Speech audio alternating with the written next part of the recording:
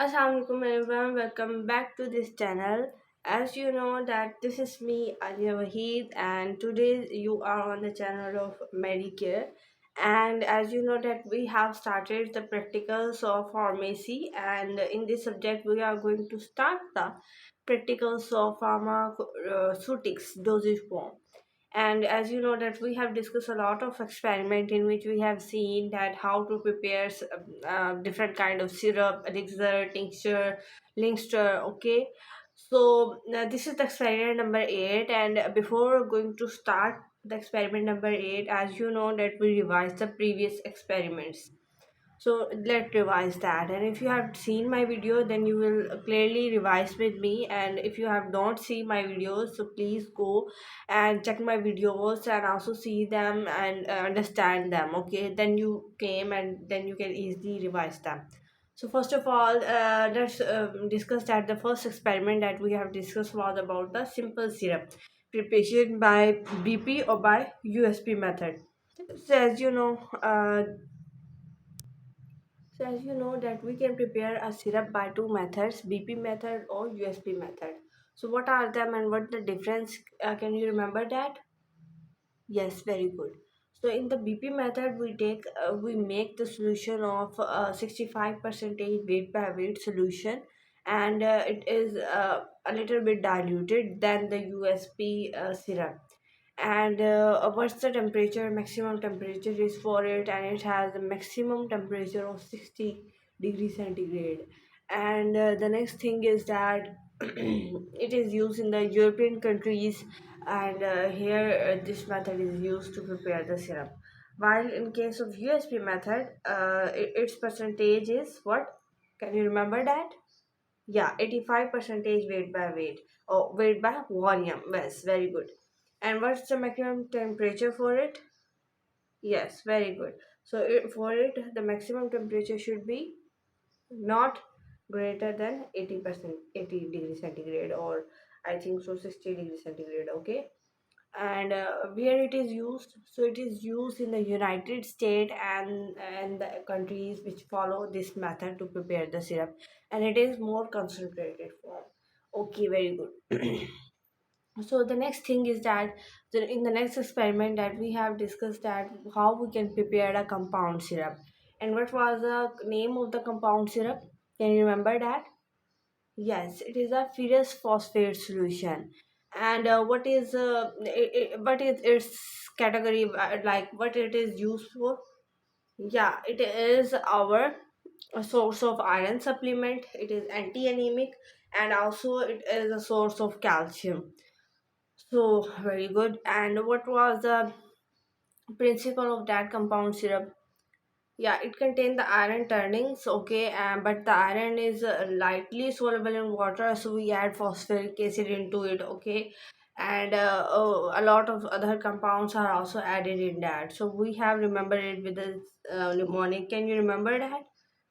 Yeah, yeah, very good. So can you say the composition with the help of a mnemonic? Yeah, very good. So it consists of 0.4 gram of iron turnings, consists of 4.8 ml of phosphoric acid, then it consists of our calcium carbonate. Yeah, am I right? Yes, 1.36 gram. Yes, very good. Then we have next chemical is, yes, very good. It is sodium phosphate and sodium bicarbonate, so they are added in about 0.1 gram. Okay, very good.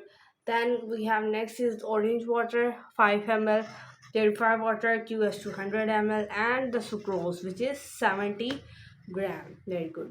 So we dissolve them and then we will got our compound syrup. Very good. So can you remember the next drug that we have studied?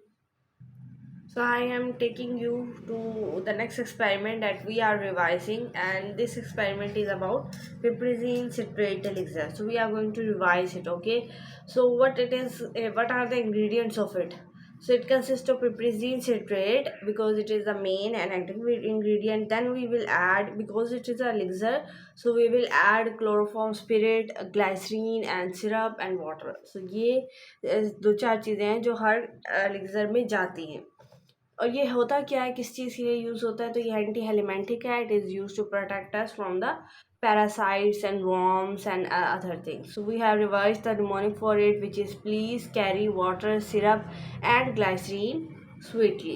Very good. So इसको हमने कैसे prepare करना था, पिपरीजीन citrate को dissolve करना था water के अंदर, फिर उसमें ग्लाइसरीन सिरप और क्लोरोफॉर्म स्पिरिट को मिक्स करके फाइनल वॉल्यूम मेकअप करना था.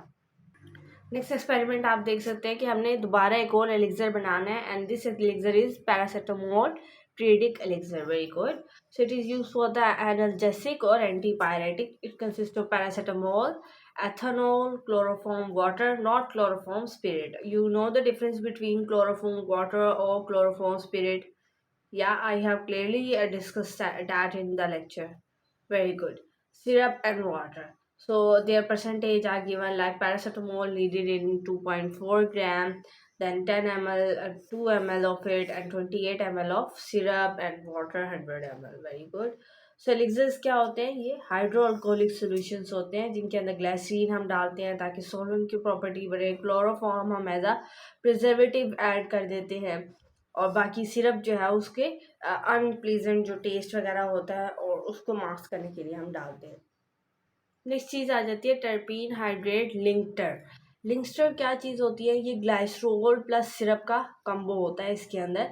इसके अंदर बाकी क्लोरोफॉर्म स्पिरिट नहीं आता है, जिस तरह एलिक्सर के अंदर हमने देखा था क्लोरोफॉर्म वाटर या क्लोरोफॉर्म स्पिरिट लाजमी आता है, इसके अंदर वो नहीं होगा. तो इसके अंदर टर्पीन हाइड्रेट, ग्लाइसरोल और सिरप होगा सिर्फ. तो टर्पीन हाइड्रेट के 1.5 ग्राम, इसके 12 और इसके 30 ml का सिरप बन जाएगा ये.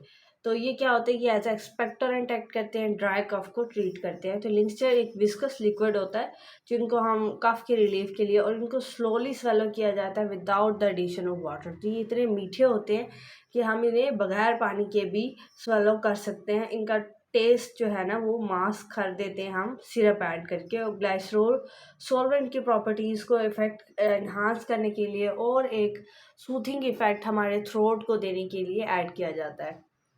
अब इसको बनाने का प्रोसीजर भी आप देख सकते हैं कि हमने डिज़ोल्व करना है टर्पीन हाइड्रेट को ग्लाइसरोल के अंदर, और फिर सिरप ऐड करके आपने फाइनल वॉल्यूम मेकअप कर लेना है. So the next experiment is about the iodine throat paint. You know, whenever we use the word paint, so it is applied externally to the surface of your throat. So because the iodine throat paint is given, so it is applied on the throat. So it is also used to treat our cough. So, what is the chemical composition? So, it consists of potassium iodide, okay, iodine. It consists of alcohol, purified water, and glycerine. Okay, so these elements are present in it in very small amount. Potassium iodide, iodine भी बहुत कम amount में, alcohol थोड़ा सा ज़्यादा है, purified water और ये सारी चीज़ें इसके अंदर आ जाती हैं. तो iodine is slightly soluble in water, क्योंकि आयोडीन बहुत कम सोलेबल होता है वाटर में, तो इसलिए हमने पोटाशियम आयोडाइड डाला है. इसलिए हमने पोटाशियम, और आयोडीन की वैल्यू कम है, पोटाशियम आयोडाइड हमने ज़्यादा डाला है. तो ये जब आयोडीन और पोटाशियम आयोडाइड मिलते हैं तो ये आपस में बना लेते हैं पॉली आयोडाइड, वो वाटर के अंदर जल्दी सॉल्युबल हो जाते हैं. अल्कोहल क्यों डाला, ये एज अ कोसोल्वेंट है. ग्लाइसरीन सूथिंग इफेक्ट के लिए भी दिया, और दूसरी चीज़ यह है कि ये एक एज अ प्रिजर्वेटिव भी हमने ऐड कर लिया है. किस तरह से बनाना है ये मैंने डायग्राम आपको पहले ही बता दी थी. प्रोसीजर जस्ट रिवाइज कर लेते हैं कि कैसे टाइट्रेट करना है. सबसे पहले आप आयोडीन जो होते हैं ना उसके बड़े बड़े प्लेटलेट्स होते हैं, तो आपने उसे फाइन पाउडर में कन्वर्ट करना है. देन आप उसके अंदर क्या करेंगे, बाकी चीज़ें डाल देंगे, आयोडीन पाउडर डाल देंगे आप पोटाशियम आयोडाइड और वाटर के अंदर. ठीक है, ये पोटाशियम आयोडाइड और वाटर है, इसके अंदर आपने आयोडीन का पाउडर डाल दिया. देन उसके बाद आप क्या करेंगे कि आयोडीन उसके सोल्यूशन बनाने के बाद अब आप ग्लाइसरीन डालेंगे और अल्कोहल डालेंगे, लेकिन पहले आप अल्कोहल डाला फिर हम ग्लाइसरीन डालेंगे. इस तरह अलग अलग डालना है, एक साथ अल्कोहल और ग्लाइसरीन नहीं डालनी. देन उसके बाद आप वॉल्यूम एडजस्ट कर लेंगे और आपका iodine throat paint ready to use है. इसको याद रखना है कि इसको हमने बाहर अप्लाई करना है आयोडीन को, और आयोडीन लाइट से सेंसिटिव होती है. इसके अंदर कुछ वोलेटाइल कंपाउंड्स भी हैं जैसे अल्कोहल है, तो इसको टाइटली हम पैक करते हैं एक कंटेनर के अंदर. ये आप देख सकते हैं कि हम इसे अप्लाई करते हैं with the camel hair brush every 4 hours. हर 4 आवर्स के बाद आप इसको अप्लाई कर देते हैं। ये ट्रीट करता है आपके फ्रेंजियड जितने भी इन्फेक्शंस होते हैं फिनेक्स के अंदर, लेरेक्स के अंदर, या टॉन्सिल्स हो जाते हैं या सोर थ्रोट हो जाता है, तो ये उसके लिए यूज़ होता है। ये बैक्टीरिया और वायरस जो आपकी थ्रोट में आया हुआ होता है जिसकी वजह से आपको इन्फेक्शन होता है, ये उस बैक्टीरिया या वायरस को मार देता है। ठीक है। ठीक है, सो हम लोगों ने आज जो है वो पिछले सारे एक्सपेरिमेंट रिवाइज कर लिए हैं। मैंने पिछले से इसलिए आपको स्क्रीन भी शेयर की है ताकि आप उनकी वैल्यूज़ देख सकें कि कितने ml हमें ये चीज़ चाहिए, कितने ml ये चीज़ चाहिए। ठीक है। सो आई थिंक कि ये बहुत डिफ़िकल्ट होता है हर चीज़ का ये याद कर लेना कि इसका इतने ml चाहिए, इसके इतने ml चाहिए। सो इस वजह से मैं बार बार आपको रिवाइज़ करवाती जाऊँगी और ताकि आपको ये अच्छी तरह याद हो जाए और फिर ना भूलें। सो आज के एक्सपेरिमेंट में हम लोगों ने क्रेसोल सोप सॉल्यूशन बनाना है।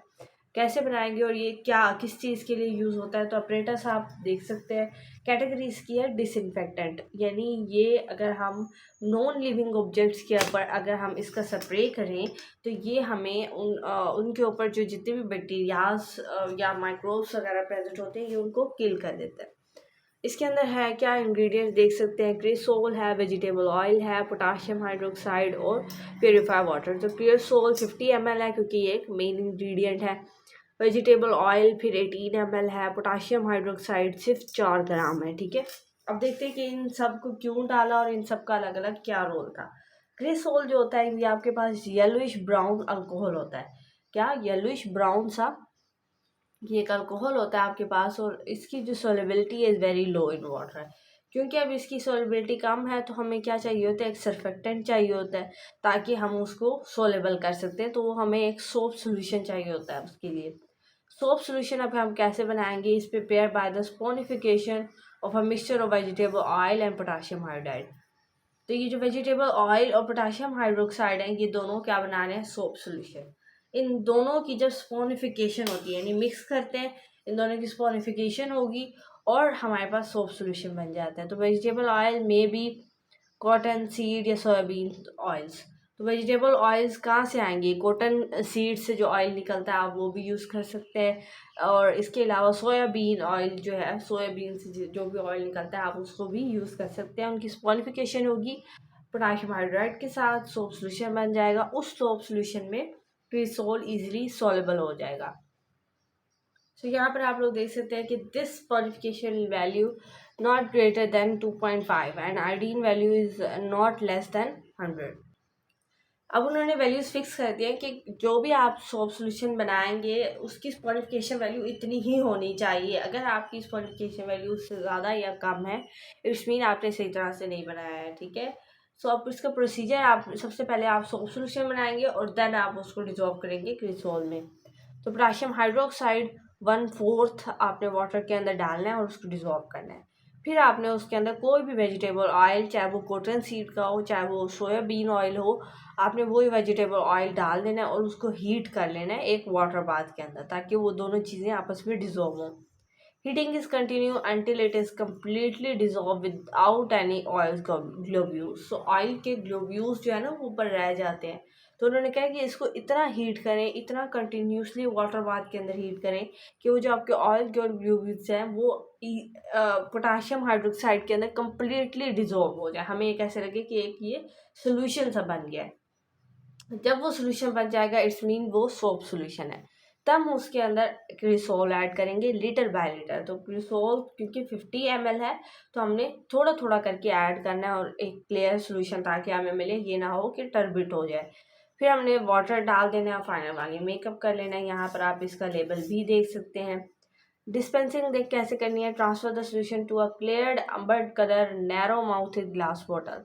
ठीक है। तो एक क्लियर, क्योंकि ये एक सोल्यूशन है तो हम एक क्लियर अम्बर्ड कलर जो है बॉटल में इसको ट्रांसफ़र करेंगे और इसका जो कैप होगी वो स्क्रू टाइटली बंद कर देंगे। स्टोर आपने इसको कूल कंडीशंस में करना है और सनलाइट से ज़ाहिर बात है आप इसको बचाएंगे तो 25 डिग्री सेंटीग्रेड के अंदर आपने इसे स्टोर करना है। बाकी इसकी एक नोट लिखा हुआ है कि जो डिसइंफेक्टेंट है इज एजेंट फ्रीजिंग या फ्रीइंग फ्रॉम इन्फेक्शन और infection producing organism. See, disinfectant क्या होता है? It is the agent that sprayed or that apply over the non-living object. That one thing is important. आप ये ना समझ ले कि disinfectant human body के लिए है. No, that is not for human. They are for non-living objects, and when they are applied on them, they will destroy all the bacteria which are present on them. Like it used in the hospitals where killing of microbes over the lot of non-living subjects is very important, and it can be used in the home also, because we need to clean the floors and clean our houses, and we use the disinfectant for that purpose. So I hope that you understand our today's lecture, and if you find this video helpful, then please subscribe to my channel, like my videos, and also press the bell icon so that you can get the notification of all the videos which I have been uploaded in the next. So make sure that you should subscribe, and take care. Meet you soon in the next lecture. Allah Hafiz.